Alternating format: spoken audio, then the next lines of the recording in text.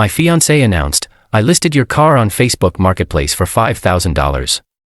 Someone's picking it up in an hour. We need the money for my bachelorette party." I said, "Fast sale." Then I called the police about attempted theft and was waiting with officers when the buyer showed up when she had to explain to the cops why she was selling property that wasn't hers. I, 30 male, am standing in my garage watching my fiancé get handcuffed. This is not how I expected my Tuesday to go. Got the text at 2:13 p.m. I'm at a job site. Mid-panel installation. Phone buzzes. Facebook notification. Amber tagged me in a post. 1967 Ford Mustang Fastback. $5,000 cash. Must go today. Buyer picking up at 4:00 p.m. First come, first serve with pictures of my car. The car I've spent 4 years and $22,000 restoring. The car Amber knows I'm obsessed with.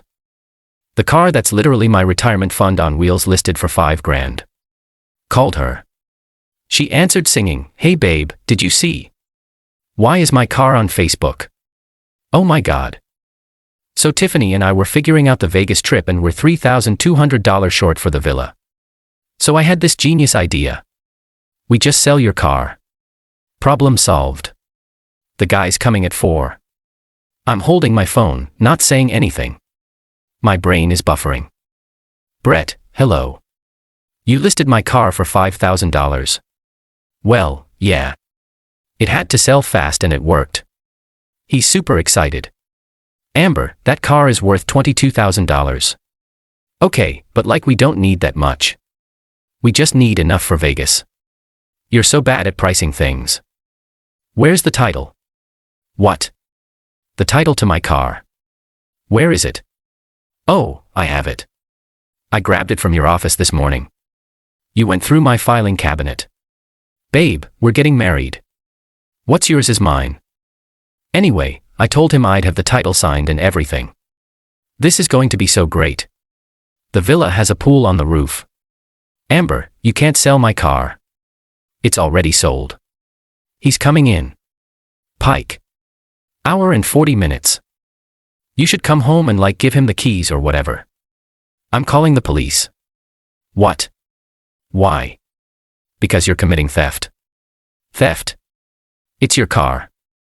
How can I steal from you? It's my car. You don't own it. You're selling it without permission. That's theft. Oh my God, you're being so dramatic. It's for our wedding. It's for your bachelorette party.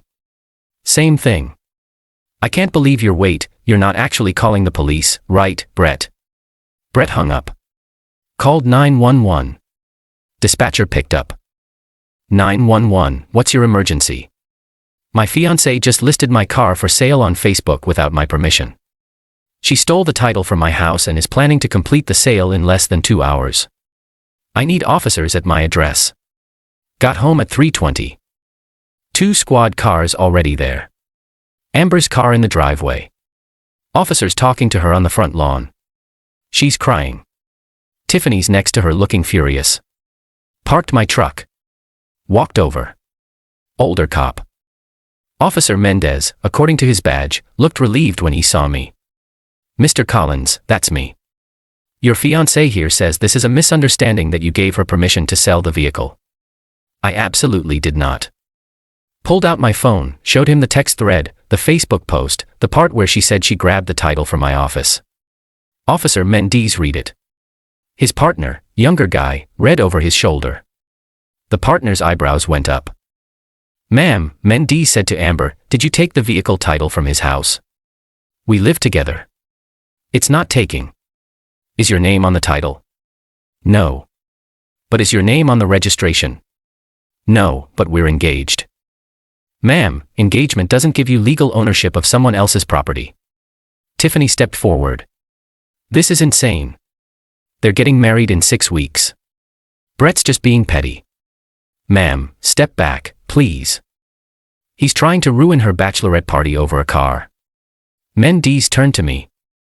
"Do you have the registration?" Pulled it from my truck, handed it over. "My name, only my name. And you didn't give her permission to sell this vehicle?" "No, sir." Found out about it from the Facebook post.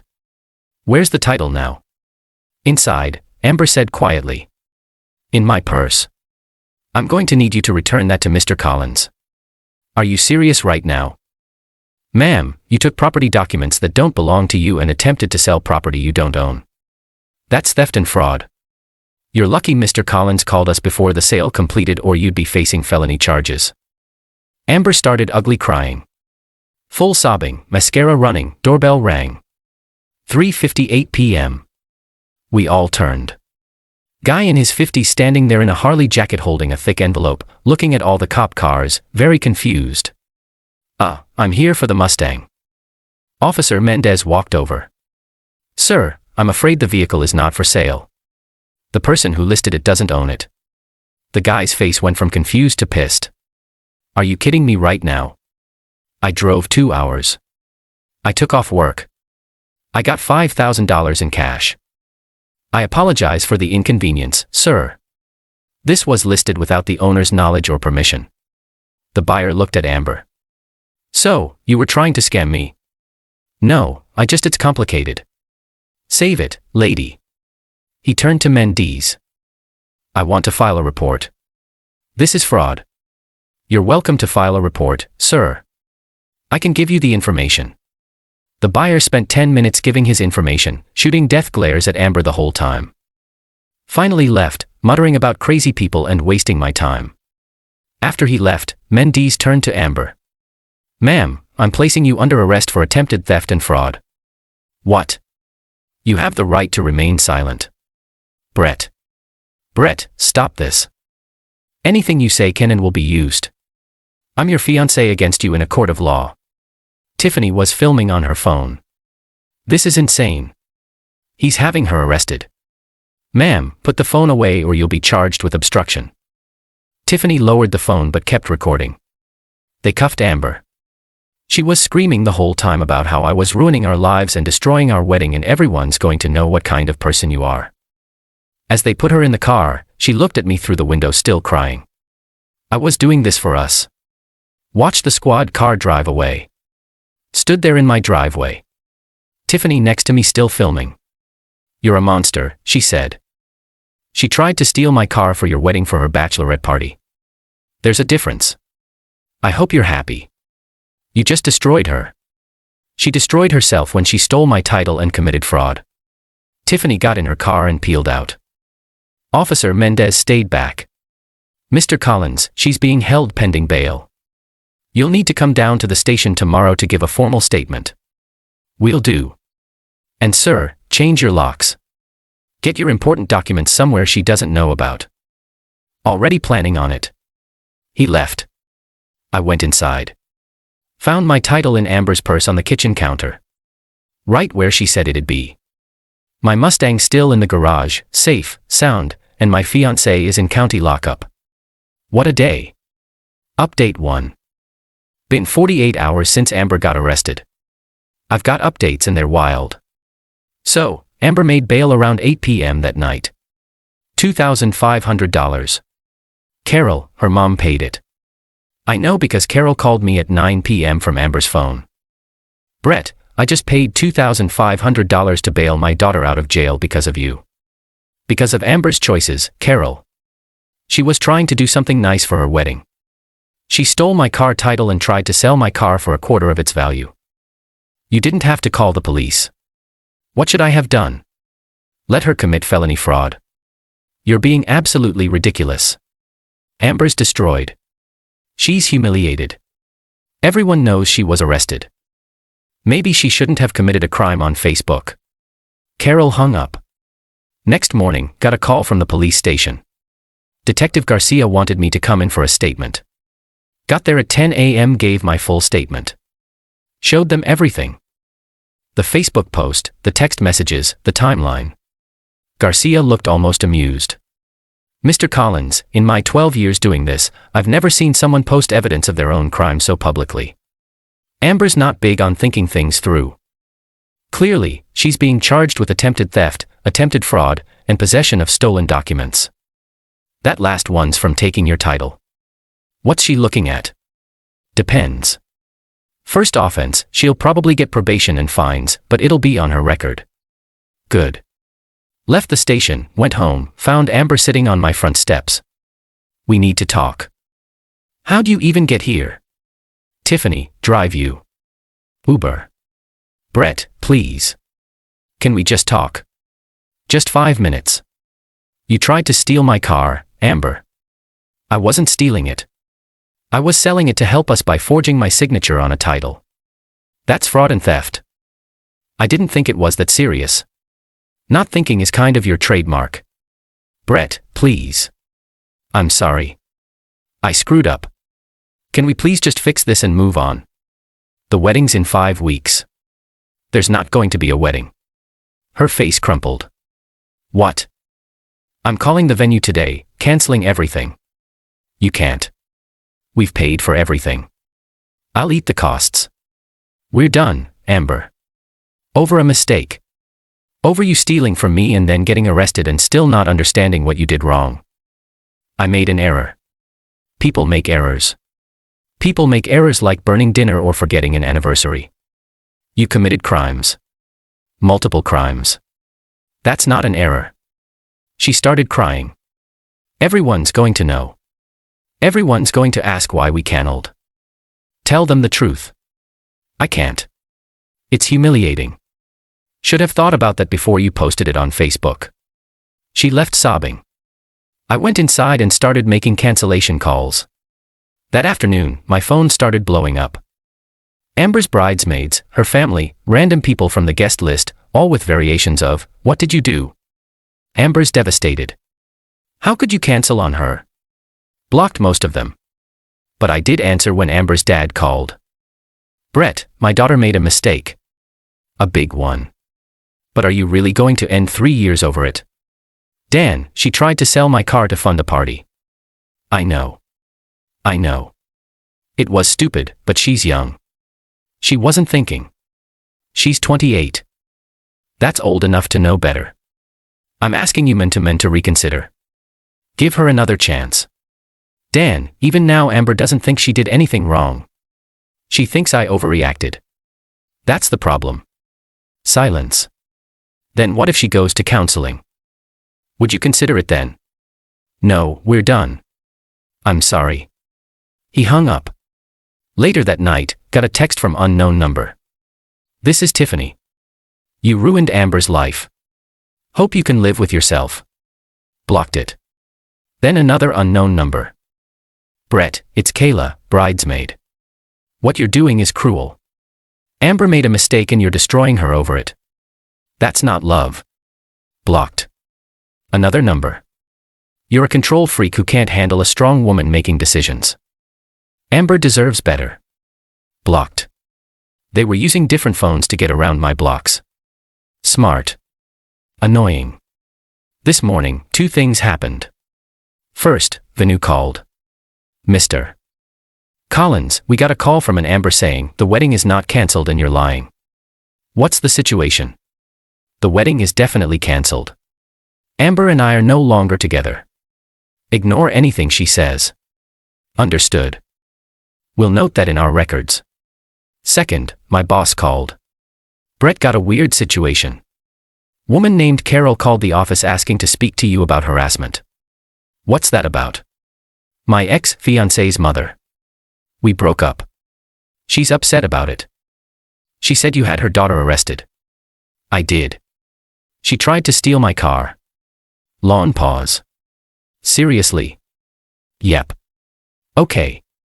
Well, Carol was told to stop calling here, but heads up in case she tries again. This is getting insane. Update 2. 1 week since the arrest. Amber and her family have gone completely off the rails. The harassment escalated immediately after I canceled the wedding, but it's gotten so much worse. Sunday, Amber showed up at my house again. This time with Carol, Dan, and Tiffany.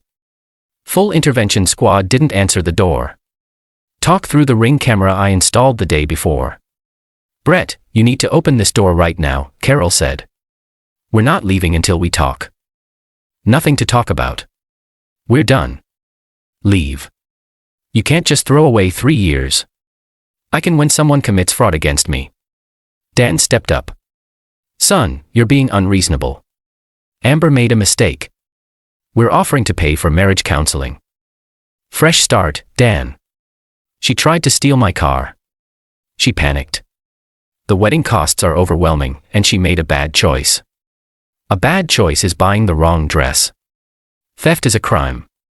Amber pushed forward. Brett, I'll do anything. Anything. Just please give me another chance. No, I love you. You don't steal from people you love. They stayed for 30 minutes. Finally left when I said I'd call the cops again. Monday, got a text from the venue. Mr. Collins. Amber called again, insisting the wedding is on. She's demanding we honor the contract. Please advise. Called them. Amber is not authorized to make decisions about this event. If she calls again, do not speak with her. Understood.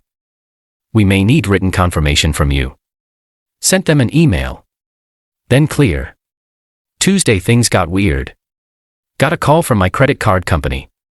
Mr. Collins were calling about suspicious activity. Someone attempted to charge $3,200 to your card for a property rental. We declined it. Want to confirm you didn't authorize? I did not. Okay. Card's been flagged. You'll get a new one in 5 to 7 days. Later found out. Amber tried to book the Vegas villa using my card info she still had saved in her phone. When it declined, she called the company claiming there was an error and she was definitely authorized. They didn't buy it. Wednesday, the real nuclear option. Got a call from my landlord. Brett, someone vandalized your car. Called police. You should come home. Left work immediately. Got there at 2 p.m. My Mustang in the driveway. Every window smashed, tire slashed, hood keyed with should have sold it. Police were already there. Officer Rodriguez taking photos. Mr. Collins, security cameras. Just installed them. Let me check. Pulled up the ring footage from that morning. 6:47 a.m. clear as day. Amber in a hoodie with a crowbar, smashing my windows one by one, slashing the tires, keying the hood, looking directly at the camera at one point. Didn't even try to hide. That's her. I told Rodriguez. That's Amber. Your fiancée. The one from the car sale thing. Ex-fiancée. Yeah. This is really bad for her. This is felony destruction of property. She's already pending charges. I want to press charges.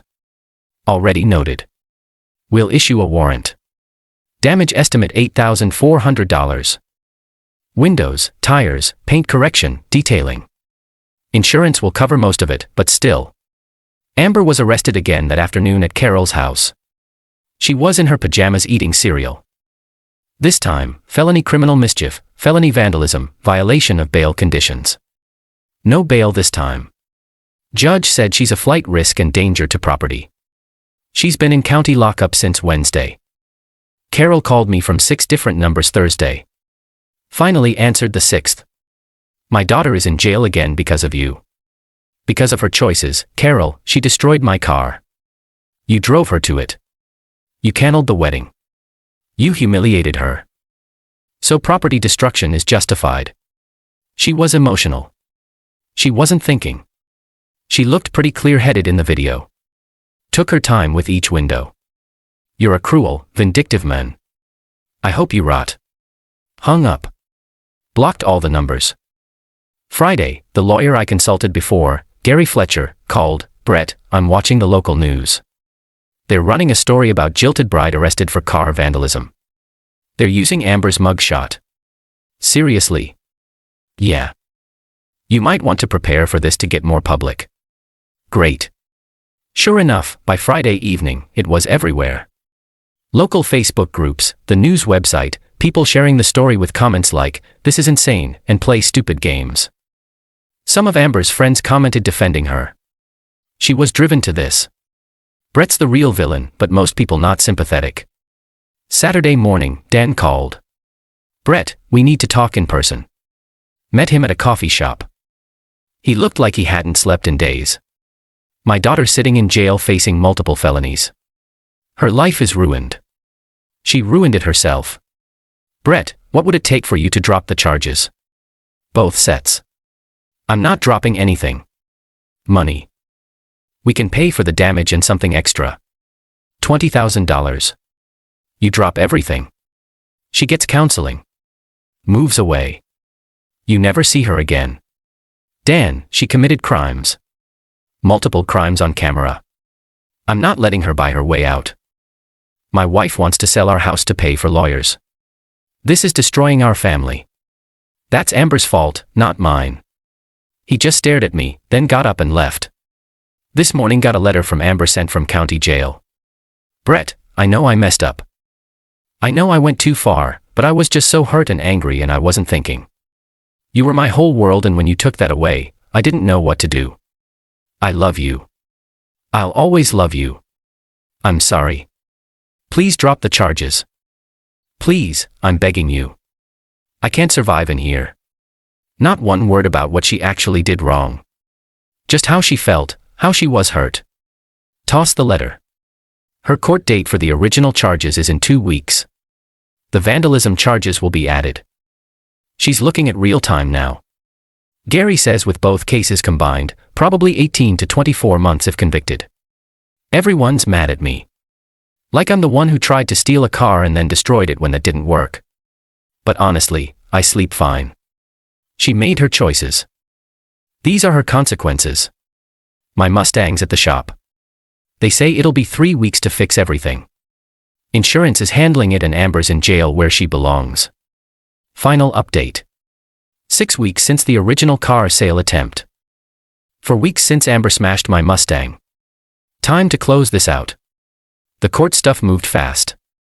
Amber's lawyer tried negotiating a plea deal. The prosecution wasn't interested. Your client committed theft, fraud, and vandalism. All documented. All on camera. She's getting the maximum. The trial was last week. Lasted 2 days. Day 1 was the car sale. Prosecutor presented the Facebook post, the texts, my testimony, the buyer's testimony, Officer Mendez's testimony. Amber's lawyer tried arguing she didn't understand the legal implications and made an error in judgment. Prosecutor showed the text where Amber said she'd forged my signature, showed where she took the title without asking. This wasn't confusion. This was deliberate theft and fraud. Jury looked convinced. Day 2 was the vandalism. They played the ring footage full screen. Amber in a hoodie, smashing windows one by one, looking at the camera. Team should have sold it in big letters. Her lawyer tried claiming emotional distress and temporary insanity. Prosecutor, ma'am, you can clearly see her in the video. She's calm, methodical. She takes her time with each window. This wasn't a spontaneous act of rage. This was planned revenge. Amber cried through the whole thing. Carol sobbed in the front row. Dan sat stone-faced. Jury deliberated for 3 hours. Guilty on all counts. Sentencing was yesterday. I wasn't sure if I should go. Gary said it might be good to show up, provide a victim statement, so I went. Judge asked if I wanted to speak. Your Honor, Amber destroyed my car, not just property. She destroyed years of work and money I put into restoration. She did it purely out of spite. She's shown zero remorse. Everything has been about how she feels, how she was wronged. She hasn't once acknowledged what she actually did. I asked the court to give her the maximum sentence. Amber's lawyer made a speech about how she was young and made mistakes and deserves a second chance. Judge wasn't buying it. Miss Rivera, you committed multiple felonies against someone you claimed to love. You stole from him. You attempted to defraud both him and an innocent buyer. When that failed, you destroyed $8,400 worth of property. You showed no remorse until facing consequences. You've blamed everyone but yourself. This court takes these crimes seriously. Amber got 18 months in state prison, not county jail. State prison. $12,000 in restitution. Includes my repairs plus court costs. 3 years probation after release. Permanent felony record. She broke down sobbing. Carol started screaming. This is too harsh. She's not a criminal. Judge, ma'am, she committed felonies. That makes her a criminal. One more outburst and I'll hold you in contempt. Carol shut up but kept crying. They took Amber into custody immediately. She looked at me as they let her out. I didn't look away. Outside the courthouse, Den approached me. I hope you're satisfied. My daughter's going to prison. I'm not satisfied, but I'm not sorry either. She loved you. She stole from me, then destroyed my property. That's not love. He walked away. Tiffany was there, too. She tried getting in my face. You did this. You could have dropped the charges. You wanted her to go to prison. I wanted her to face consequences for crimes she committed. She was emotional. She made a mistake. Mistakes are accidental. She intentionally committed crimes twice. You're going to hell for this. I'll save you a seat. Security had to escort her away. The aftermath. Amber's in prison. Will be for the next 18 months minimum. Carol and Dan's marriage is apparently falling apart. Carol blames Dan for not doing enough. Dan blames Carol for raising Amber to be entitled. Tiffany's been posting about me on social media. Justice system failing women type stuff. Her followers are split. Half agree, half call her out. The venue refunded half my deposit after I explained the situation. Said they'd never seen anything like this. My Mustang got fixed. Looks brand new, better than before, actually. Insurance covered everything. Work's been good. Boss heard about the trial, said I handled it like a pro. Dating. Not yet. But I'm not closed off to it. Just being cautious. I've gotten messages from people I don't even know. Some supportive, some calling me heartless for sending a woman to prison over a car. Here's my response. It was never about the car. It was about someone I trusted stealing from me, then destroying my property when she didn't get her way, then showing zero remorse except feeling sorry for herself. Would I do it all again? Absolutely. Some people think love means letting someone hurt you without consequences. That's not love. That's stupidity. Amber's in prison because of Amber's choices, nobody else's. I got my car back. I kept my house. I kept my sanity. And I learned that when someone shows you they don't respect you, your property, or the law, you protect yourself every time. Thanks for following this mess. Hope someone learns from it. Respect people's property, respect the law. And if you break both, don't be shocked when you end up in handcuffs. Peace out.